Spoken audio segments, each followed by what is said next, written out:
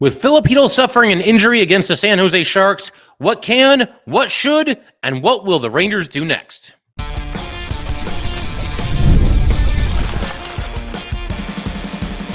You're Locked on the New York Rangers, your daily podcast on the New York Rangers.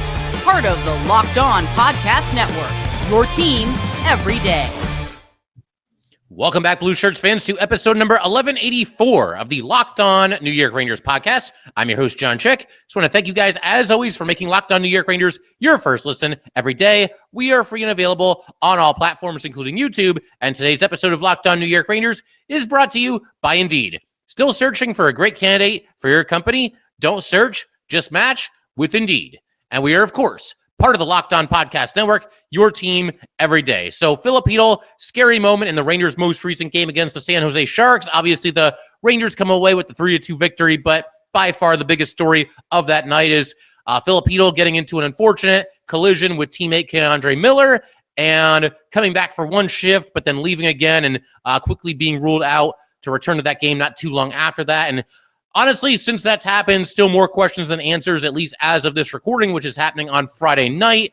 Nothing really definitive coming from the Rangers, only that he's day-to-day. And again, that's kind of vague, day-to-day with an upper body injury, but you can't help but, look at a play like that and have some concern for Filip Chytil, who, of course, has a very well-documented and, frankly, very scary history of concussions. So what I want to do in today's episode is kind of look at the Rangers' options going forward if they are to be without Filip Chytil for a short amount of time, potentially for a long period of time. And we don't know. We're not going to know anytime soon. You know how it goes with this kind of stuff. The Rangers are going to be very secretive about it. It's possible he's back out there for the next game against the Kraken on Sunday. It's possible that he's out for significantly longer than that. We just don't know. And everything I'm going to say in this episode, I just want to mention right now, this is not me betting against Filip Chytil. Hockey players, they're a special breed, and they always seem to find their way back into the lineup against all odds. But concussions are no joke. And obviously, if he did suffer one here, it's clearly not his first one. And, a lot of decisions are going to have to be made going forward. We're still kind of in the preliminary stages of all that. But again, if the Rangers are to be without Filip Chytil, I want to go ahead and take a look at a couple of options that they might have going forward without him. And I hate even saying that because he worked hard to get back, and you hate losing somebody to any kind of an injury, but these repeated concussions, I just can't even imagine how frustrating it must be for Filip Chytil. But if he does miss time, how can the Rangers handle it? What we're going to do first here is take a look at some of their short-term options. If there's a situation where the Rangers don't think Filip Chytil is going to be out for too long, maybe just a couple of games, these are some of the options that I think the Rangers have to get by without him in the meantime. And I think for starters, kind of a simplest solution here on my part, but if the Rangers are not going to have Filip Chytil for like 3 or 4 games, I'm not going to get too crazy with it. I'm basically just going to take Johnny Brodzinski and throw him into Filip Chytil's spot in the lineup on that third line right there. And as far as who's the 13th forward going forward, you can call somebody up from the AHL, one of the veterans, maybe Alex Belzile or somebody like that.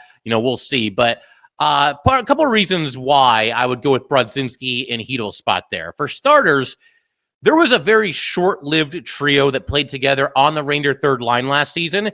And, I mean, when I say short-lived, I'm talking maybe like 5 or 6 games tops, but I thought the three of them played very well together. It was Will Cooley, Johnny Brodzinski, and Capo Kakko. And obviously this year, you've gotten 2/3 of that line back together, but very clearly, Filip Chytil, if he's healthy, he's going to be in the lineup. And, he's been centering that line. But I did think that Cooley, Brodzinski, and Kakko looked good last year. They did a lot of the things that that line has been doing this season with Chytil. Just a lot of puck possession, never seemed to be, back on your heels at all if you're that line, and never on the ice for a goal against, it seems like, and just, steady, consistent hockey, some blue-collar hockey as well. Those guys I thought really did well in the short time that they were together last season. Now, Johnny Brodzinski is obviously not on the same level as a Filip Chytil, but you just hope that he can sub in and do a decent job in a top 9 role. Again, if I'm going to make any kind of a move for the short term, I'm just going to put Brodzinski there. Another reason why I like doing it that way is it keeps the other lines intact. The Rangers just recently went back with the lines that they started the season with, and it worked very well, or mostly worked well in the game against the Sharks. You saw Panarin link up with Trocheck for a goal. We saw Mika Zibanejad finally get a goal. The fourth line even combined for a goal in that game, and the fourth line I think has played very well together. And Panarin, Trocheck, and Lafreniere, I'm not touching that line either. But if you put Brodzinski into the lineup and you want to try something a little bit different, you could always put Brodzinski on the fourth line at, say, probably left wing. And you could, if you want to give this a shot, you could bump up either Adam Edstrom or maybe even Sam Carrick to the third line to center that third line. Adam Edstrom with the Rangers has, I think, exclusively played wing. I mean, maybe there was one game last season where he lined up at center to start the game. I can't remember, every single starting lineup, but for the most part, he's played wing, but he does play some center. If you're going to put Brodzinski into the lineup and you just want to kind of roll the dice with Adam Edstrom and put him on the third line, I mean, I'm open to that idea too.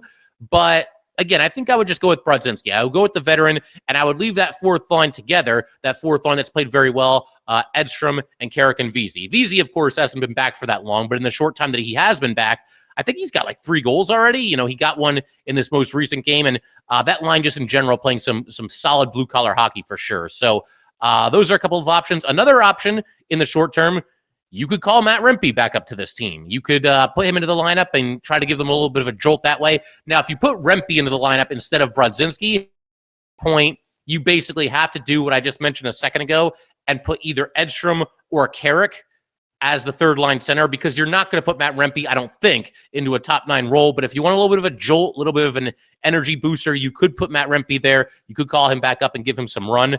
We'll see. We'll see how the Rangers look to do it. But again, if they need a solution for the short term, my vote is very simply, you just put Brodzinski into the lineup on the third line. You let him do his thing there. The other thing I like about Brodzinski on that third line, taking the place of Filip Chytil, is Filip Chytil, one of the biggest things that he brings to the table is his speed. I would say probably the fastest player on the Rangers.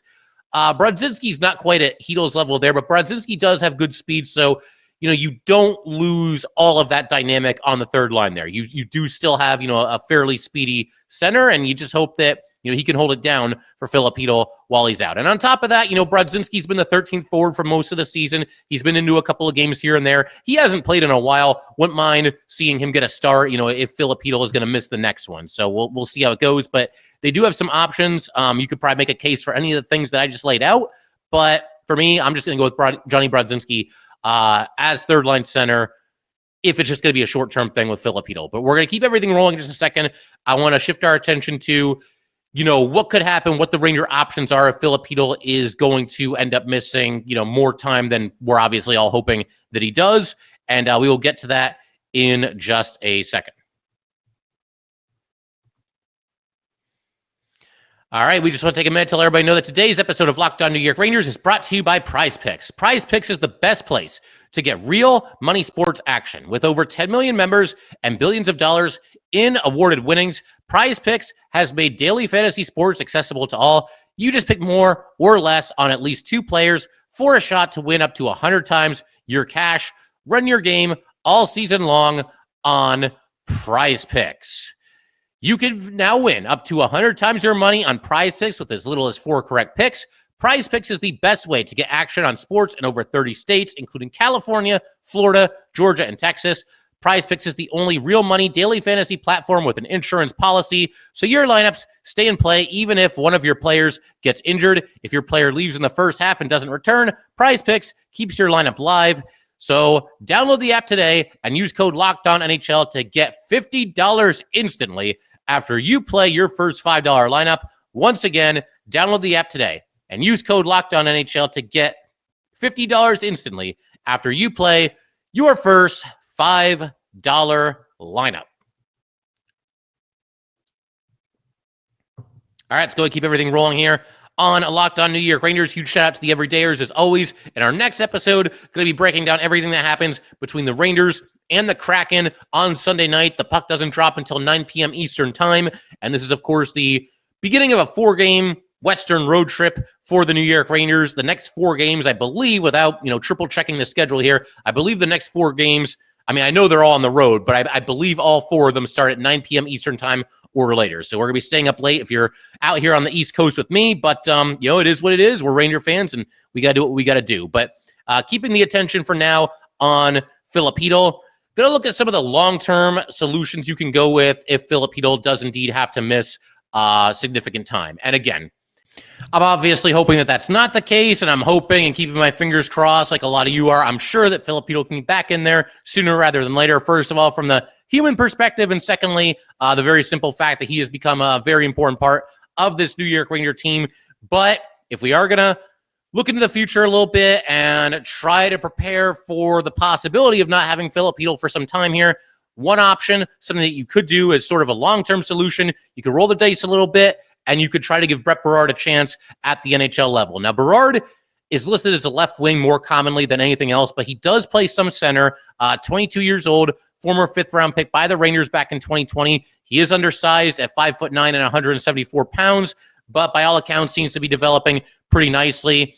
We saw him, obviously, this preseason playing with the Rangers, and even before that, we saw him in the two rookie games against the Philadelphia Flyers. Didn't think he stood out in a tremendously impressive way through any of that. I mean, there were flashes here and there, and something that I mentioned during the preseason, I thought he looked better off the puck than he did when he had the puck. When he had the puck, he seemed a little bit nervous to me, coughed it up a couple of times. But this is somebody that has had a pretty rapid ascent, through the Ranger pipeline as far as, where he ranks among the top Ranger prospects, despite being, not taken until the fifth round, the year that the Rangers drafted him. But you look at what he did last year for the Hartford Wolfpack, led the team in goals at 25. He also had 23 assists. And last year was essentially his first season of AHL action. The year before that, he did play in 3 games with the Wolfpack, but whatever. We're not going to count that. That's a ridiculously small sample size. And this year, 12 games so far with the Wolfpack as of this recording, 6 goals, 3 assists for a total of 9 points. He was off to a white-hot start to the season, and then unfortunately, Brian Othman got injured, and the two of them had been playing on the same line, and his production has taken a little bit of a hit recently. We're going to talk about Othman a little bit in just a second here as well. But I think if you want to aim high, if you want to look for more of a long-term solution, and you're looking for more upside than maybe somebody like a Johnny Brodzinski might give you, then I think that the next guy up, the guy that you look to, is probably Brett Berard. You could always call up one of the veterans in the AHL right now, too. That's certainly an option. But in terms of upside, in terms of like really going for it and making kind of an aggressive move, Brett Berard could be your guy. Now, I will say it is a pretty tall order for Brett Berard to get called up to the NHL and, basically thrown into the deep end. I mean, granted, he's still in a bottom 6 role, but that third line has been absolutely huge for the Rangers. There's been nights where it's easily been their best line. You could even make a case that thus far throughout the season, it's been their most consistent line just in terms of the style that they play night in and night out. And now you're taking this 22-year-old rookie and throwing him into the middle of it and saying, hey, don't screw it up. So that's certainly an interesting way for somebody to make their NHL debut.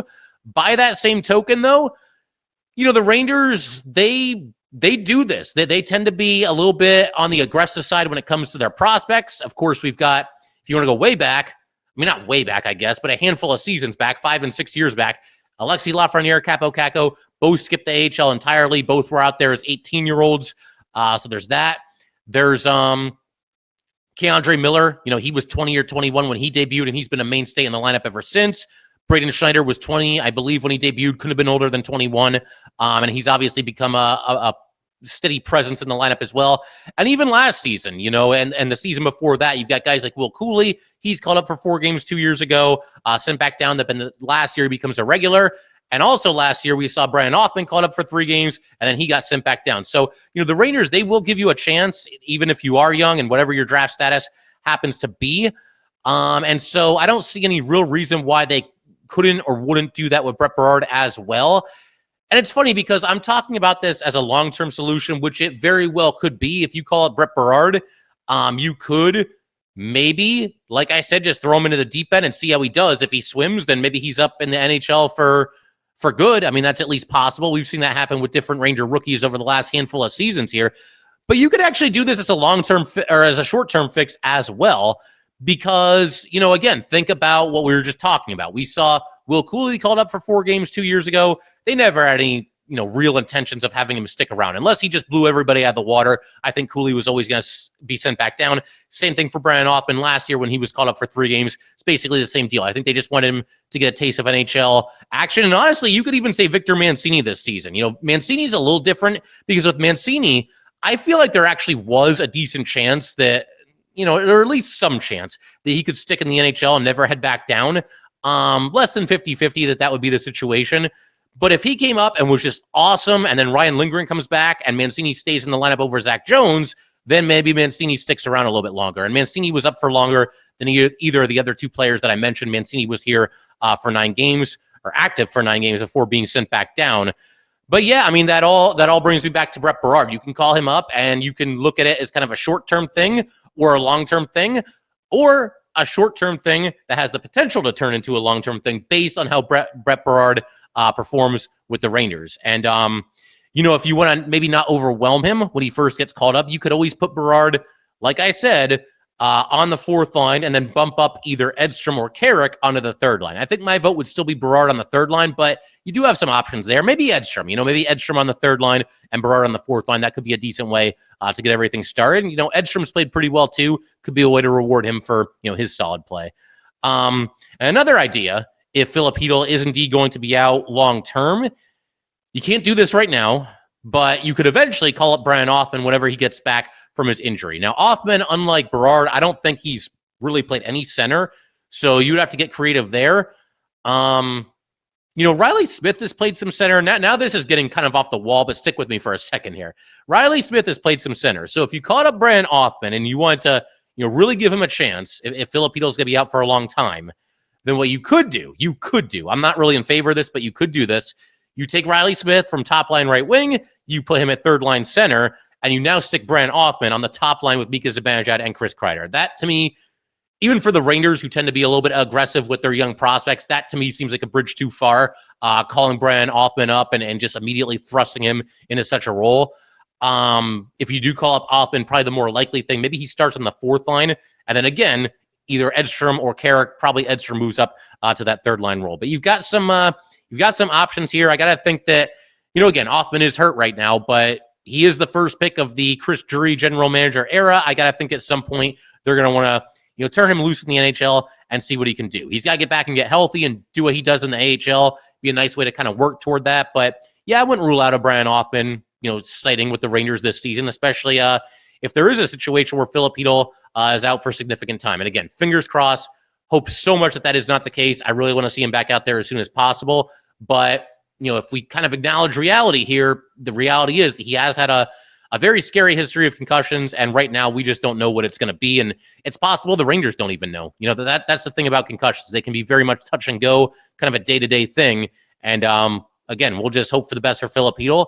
And, I hope he's back out there against Seattle, provided, of course, that Filip Chytil feels good and he feels comfortable doing it, and provided, of course, that his doctors, multiple doctors, take a look, they give him their blessing, they give him the thumbs up, and they clear him to play. Those things absolutely have to happen before Filip Chytil is back out there playing NHL hockey again. But we're going to go ahead and keep everything rolling. I know that, even coming into the season, there's always kind of that idea in the back of your head that when it comes to Filip Chytil, you're going to have some kind of a contingency plan.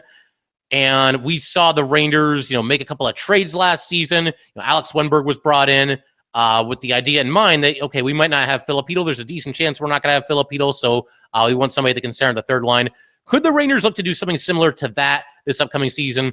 We're going to talk about that in just a second. All right, we just want to take a minute to let everybody know that today's episode of Locked On New York Rangers is brought to you by Indeed. We are driven by the search for better, but when it comes to hiring, the best way to search for a candidate is not to search at all. Don't search, match with Indeed.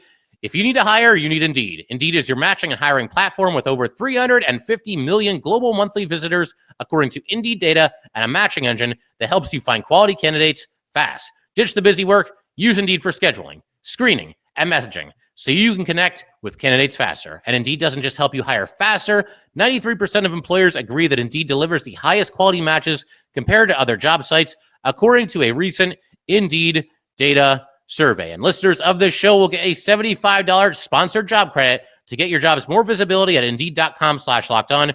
Just go to Indeed.com/lockedon right now and support our show by saying you heard about Indeed on this podcast. Indeed.com/lockedon. Terms and conditions apply. Need to hire? You need Indeed. All right, so to go ahead and wrap up today's episode, there is one more option that the Rangers could go down, and that is to look to bring in a center via a trade. Now, right off the bat here, let me just say, this is not exactly hot stove season around the NHL. You see some minor trades happen every once in a while, but it's usually nothing otherworldly or something that would be qualified as a blockbuster. That said, you never know what can happen. And, again, if you do make a trade, from my perspective, it's not with the idea of pushing Filip Chytil out the door. I don't want to convey that at all.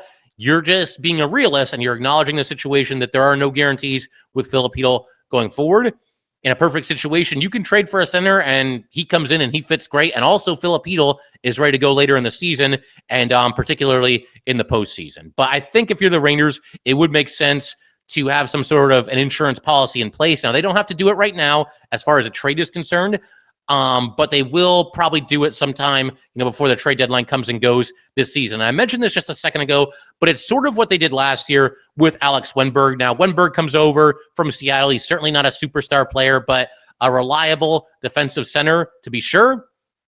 And once the Rangers acquired him, that was before Filip Chytil came back. And so that being the case, they penciled in Wennberg as the third line center. And again, as far as like a defense first forward is concerned, I thought he did very well. There was little to no offense to speak of, but that was kind of the scouting report on him anyway, that this is very clearly a defense first forward. Could they go out and get a player like that? It's certainly at least possible. And if they do make a move like that, again, they're just doing it to make sure they have somebody in place just in the very unfortunate event that Filip Chytil is not ready to go down the stretch this season or certainly in the playoffs. But if I'm the Rangers, I'm not looking to make a trade right now. I mean, you're always open for business, right? But right now, I think you let this play out. I like the idea first and foremost of letting Filip Chytil try to make it back into the lineup, hopefully suit back up sooner rather than later, and step right back in there as your third line center. Again, provided, of course, that he is cleared by medical professionals. Secondly, I wouldn't do a trade now because even if Chytil can't go for a while, I think this is the prime opportunity to give somebody like Berard a chance and see how he does, or maybe even Johnny Brodzinski. Maybe Brodzinski goes in there and kind of overperforms as well. You've got some in-house options that I would look to at least give a chance to before I'm going out there and, trading another second-round draft pick for, a rental center, which is basically what would happen. But, yeah, as far as, it's a little early for trade speculation. It's a little early to kind of hone in on certain players, but I couldn't help myself. We can always check in on this from time to time. This is going to be the way too early trade targets for the New York Rangers. And these are basically just players off the top of my head. Haven't done extensive research. You guys know every season as we approach the trade deadline, we always kind of look at potential targets for the New York Rangers. Right now, just a brief overview of three centers that kind of caught my eye a little bit based on their situation and what could potentially or how they could potentially fit with the Rangers. And again, please don't mistake this as me trying to write off Filip Chytil, because I am not doing that. I'm just acknowledging the reality of the situation here, that there could be a situation where the Rangers need to go with a different center and somebody that's proven in the NHL. So with that said, the first name I'm going to throw out there is Claude Giroux. Now, of course, he is getting up there a little bit. He's actually going to be 37 years old in January, but he's in the final year of his deal, so he would be a pure rental. He is making $6.5 million this season, so there would probably have to be some salary retention from the Ottawa Senators. He's also got a full no move, so he could kind of control where he goes. But if the Senators don't compete, you got to believe that they would try to convince him to waive that no move clause and be traded somewhere. Would he go to the Rangers? I don't know. But again, a steady, reliable veteran here and somebody that can obviously give some scoring punch to the, I was going to say the bottom six. I mean, I see him as kind of a middle sixer now, but if he came to the Rangers, I think for sure he'd be on the third line.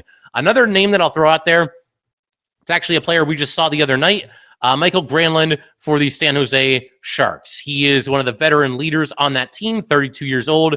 He also is in the final year of his deal. It pays him $5 million per season. So again, there could be some salary retention there. The Sharks have all kinds of salary cap space, so they could certainly make that happen. He's at 18 points in 18 games.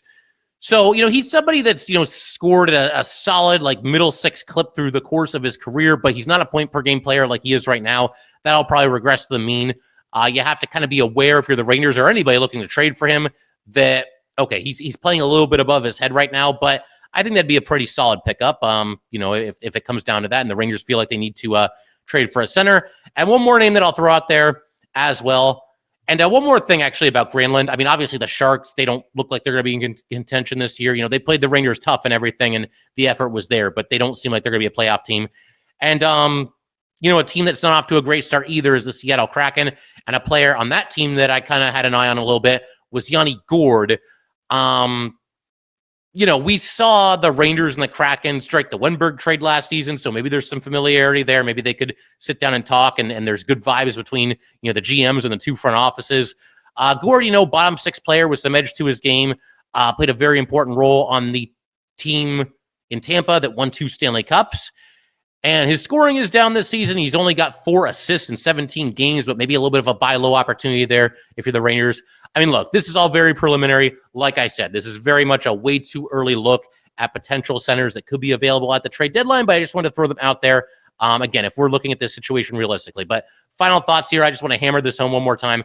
My hope and, you know, my desire for what happens going forward here is that Filip Chytil is 100% okay, and he can get back into the lineup and keep doing the thing that he loves doing, you know, playing hockey. And, you know, obviously anybody that makes it to the NHL is doing something right and has worked tremendously hard to get there. And, you know, it just sucks to see somebody have that taken away from them due to injuries and due to concussions, which are largely out of your control. And, you know, obviously fingers crossed again that Filip Chytil is doing all right, that he's feeling all right, and he can get back into this lineup sooner rather than later. Really hope that that's the case. So, yeah, figure we can call it there. If you guys would like to get in touch with this podcast, please send an email to lockedonnyrangers@gmail.com. Once again, that is lockedonnyrangers@gmail.com. Definitely give us a follow on Twitter as well, @LO_NY_Rangers. Once again, that is @LO_NY_Rangers. And definitely subscribe to Locked On New York Rangers YouTube channel. Thanks again, guys. I will see you next time.